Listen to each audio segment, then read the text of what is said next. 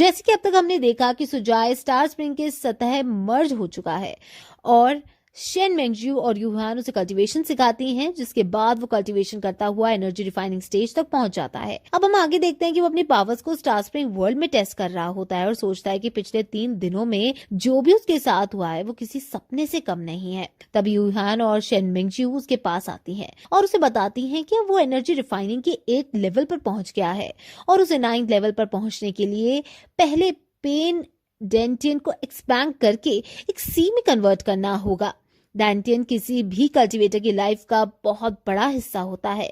इससे सारी कल्टीवेशन डेंटियन के थ्रू ही होती है, इसलिए अब तुम्हें लगातार एनर्जी को एब्जॉर्ब करके अपने मेरिडियंस के थ्रू अपने डेंटियन तक पहुंचना होगा, जिससे तुम्हारे डेंटियन एक्सपेंड हो सके। और ये बहुत लंबा प्रोसेस है, इसलिए अब तुम्हें शांत रहते हुए करना ही होगा। तब सुजाय अपनी कल्टीवेशन स्टार्ट करता है और यूहान उसकी मदद के लिए उसके पास टॉप लेवल स्पिरिचुअल स्टोन्स फेंकती हैं, जिनकी एनर्जी को वो अपने अंदर एब्जॉर्ब करने लगता है। अपने स्पिरिचुअल स्टोन्स को यूं ऐसे यूज होता देखकर शेन मेंगजू रोने लगती है, लेकिन यूहान उसकी परवाह ना करते हुए सुजाय के चारों तरफ स्पिरिचुअल स्टोन से एक स्पिरिट गैदरिंग एरे बना देती है, जिससे उसे एनर्जी एब्जॉर्ब करने में काफी आसानी होती है। तब शेन मेंगजू कहती है कि जिस हिसाब से सुजाय एनर्जी एब्जॉर्ब कर रहा है, उस हिसाब से उनके सारे स्टोन्स बहुत जल्दी ही खत्म हो जाएंगे। तब यूहान उसे कहती है कि उसे लग रहा है कि सुजाय जल्दी ही कोर फॉर्मेशन स्टेज पर पहुंचने वाला है और तब हम उसके लिए स्पिरिचुअल स्टोन्स कहाँ से लाएंगे। तब शेन मेंगजू से कहती है कि क्यों ना हम कुछ स्टोन्स यहाँ के टॉप सेक्स से मांग ले। तब यूहान उसे चिढ़ाते हुए पूछती है कि क्या तुम यहाँ के सेक्ट्स को लूटना चाहती हो। फिर यूहान उसे बताती है कि सुजाय लगभग 700 स्पिरिचुअल स्टोन्स की मदद से कोर फॉर्मेशन स्टेज की 9th लेवल तक पहुंच सकता है, लेकिन उसके बाद उसके लिए नेसेंट सोल बनाना काफी मुश्किल हो जाएगा और वैसे भी एक नेसेंट सोल फॉर्म करने के लिए उसे एक छोटे से हेवनली ट्रिब्यूलेशन से गुजरना होगा। तब शेन मेंगजू उसे कहती है कि उसकी मदद के लिए हम एक सोल प्रिजर्विंग फॉर्मेशन बना सकते हैं जो उसकी ट्रिब्यूलेशन के टाइम हेल्प करेगी।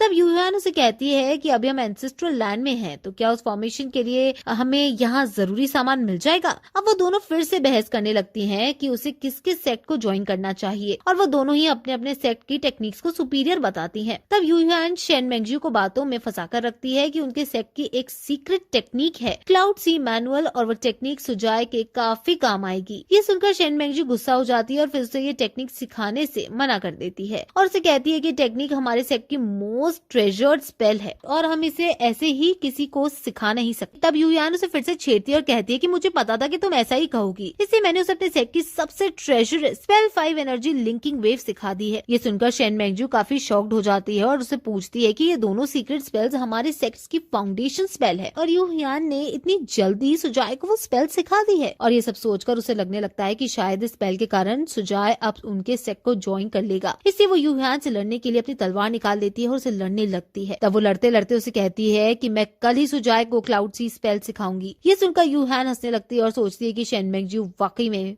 बहुत सीधी है। वहीं दूसरी तरफ हमें दिखाया जाता है कि वो मिस्टीरियस आदमी जो हमें पहले के एपिसोड में दिखाया गया था, वो एक गांव में जाता है और वहाँ के लोग उसे देखकर उसके बारे में बातें करने लगते हैं। तभी वो मिस्टीरियस आदमी उनकी तरफ मुड़कर देखता है तो वो दोनों आदमी डर जाते हैं और सीधे अपने काम पर निकल जाते हैं। तब वो मिस्टीरियस आदमी एक तरबूज बेचने वाले के पास जाता है और उससे पूछता है कि क्या तुम तरबूज मीठे बेचते हो, इसकी गारंटी दे सकते हो। ये सुनकर जैसे ही वो आदमी अपनी आंख खोलता है, उस मिस्टीरियस आदमी को देखता है तो वो चौंक जाता है और कहता है कि तुम यहाँ एंसेस्ट्रल लैंड में कैसे। तब वो तरबूज बेचने वाला उससे कहता है कि क्या तुम्हें डर नहीं है कि यहाँ के रिस्ट्रेंट तुम्हें फील कर लेंगे और तुम्हें मार देंगे। तब वो मिस्टीरियस आदमी कहता है कि स्टार स्प्रिंग का मास्टर यहाँ आ चुका है और मैं उसी के लिए आया हूँ। ये सुनकर वो दुकानदार एक्साइटेड हो जाता है और कहता है कि मैं हजारों सालों से तड़प रहा हूँ और अब आखिर स्टार स्प्रिंग का मास्टर यहाँ आ ही गया और अब मैं आजाद हो सकता हूँ। तब वो दुकानदार उस आदमी से पूछता है कि स्टार स्प्रिंग का मास्टर कहाँ है, जिसे सुनकर वो मिस्टीरियस आदमी कहने लगता है कि अगर मुझे पता होता कि वो मास्टर कहाँ है तो मैं तुम्हारे पास ही क्यों आता। उसके बाद हम वापस से सुजाय को देखते हैं जो कि अपनी कल्टीवेशन में है। तभी शेन मेंगजू वहाँ आकर उससे पूछती है कि क्या वो आज भी कबाब खाने जा सकते हैं, जिस पर सुजाय उसे मना कर देता है और उसका ध्यान भटकाने के लिए उसे कंप्यूटर गेम की तरफ डाइवर्ट कर देता है और फिर वो उसे कंप्यूटर के बारे में बताता है और उस पर उसे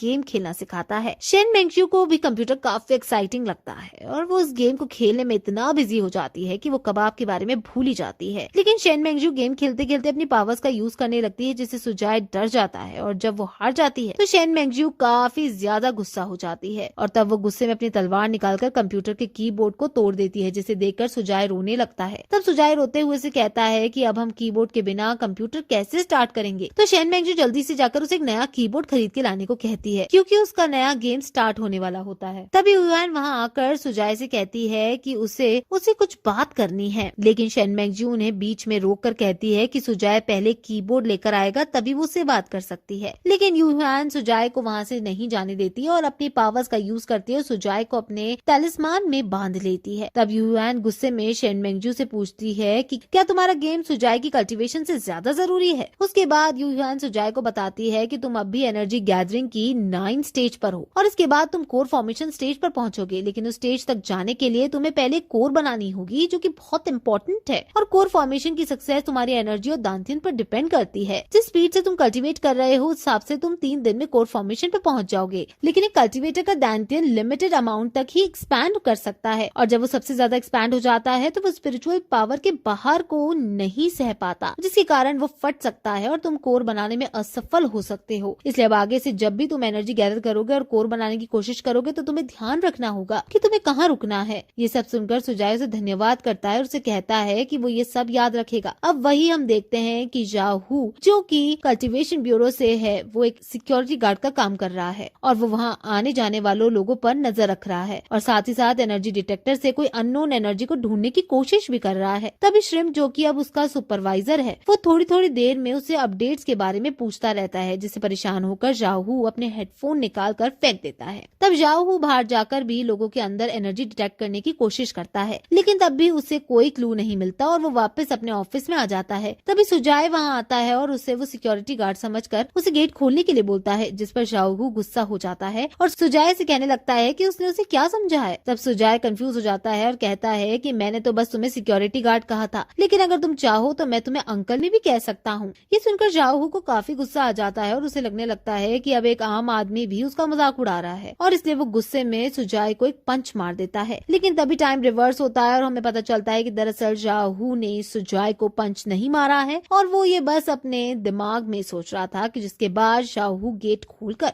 सुजाय को वहाँ से जाने देता है। अब जैसे सुजाय वहाँ से निकल कर जाता है तभी जाहू का स्पिरिट डिटेक्टर अलार्म करने लगता है और जब वो उस मशीन को देखता है तो उसे पता चलता है कि सुजाय एनर्जी गैदरिंग की लेवल 9 पर है, जिसे